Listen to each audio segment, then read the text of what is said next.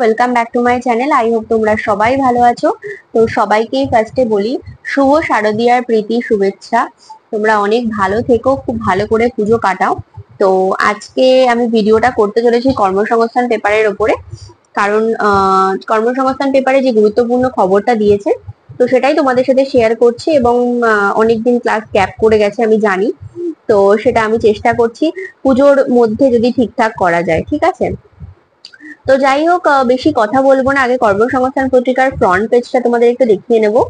দেখো, ফার্স্টেই বলি, সিবিএসসি সিটেট এর মাধ্যমে কেন্দ্রীয় বিদ্যালয়ের শিক্ষক শিক্ষিকারা নিয়োগ করতে চলেছে central board of secondary education.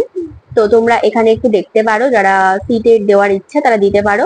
এছাড়াও এখানে 3,306 গ্রুপ ডি স্টেনো ড্রাইভার এইসব পদের ক্যাটাগরিতে, তারপর হচ্ছে কেন্দ্রীয় সংস্থার জন্য 40 জন অফিসার নেবে। তো এছাড়া যেটা আমি দেখাতে চাইছি মেনলি তোমাদেরকে, সেটা হচ্ছে, তোমরা জানো নিশ্চয়ই ডাব্লিউবিসিএস এর 2024-এর লাস্ট বার এবার এই পুরোনো সিলেবাসে পরীক্ষা হচ্ছে। তো প্রচুর স্টুডেন্ট এমন আছে কি যারা নিজের 100% দেওয়ার চেষ্টা করছে, কারণ এত দিনকার মেহনত সবার, তো সেটাকে আর কি মানে ঠিকঠাক করে তোমার প্রুফ করাটাও দরকার আছে। কারণ সবাই শর্ট কোশ্চেনের উপর এতদিন ধরে প্রিপারেশন নিয়ে এসছে, তো এর পরের বার থেকে আর শর্ট টাইপ থাকছে না, চলে আসছে ডেসক্রিপটিভ টাইপ।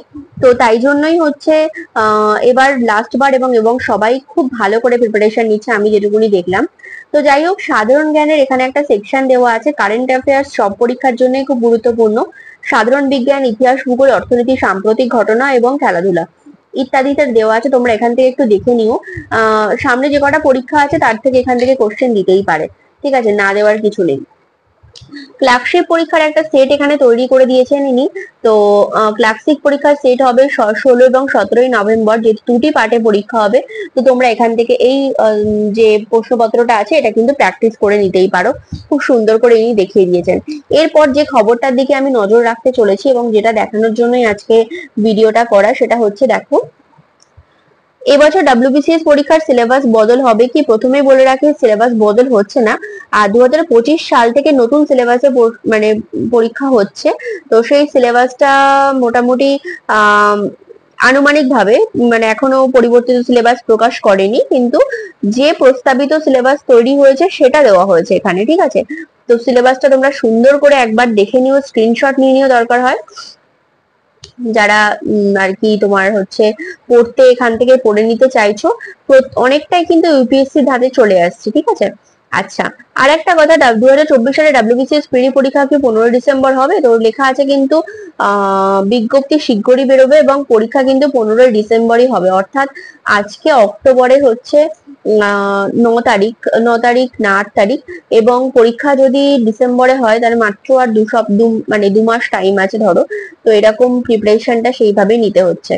পিএসসি ক্লার্কশিপের পরীক্ষা কবে হবে? এবছর কি আবার বিজ্ঞপ্তি বেরোবে? তো 16 আর 17 নভেম্বর হবে, আর এবছর কিন্তু বিজ্ঞপ্তির কোনো খবর নেই। এরপর চলে যাচ্ছে পুলিশের চাকরি।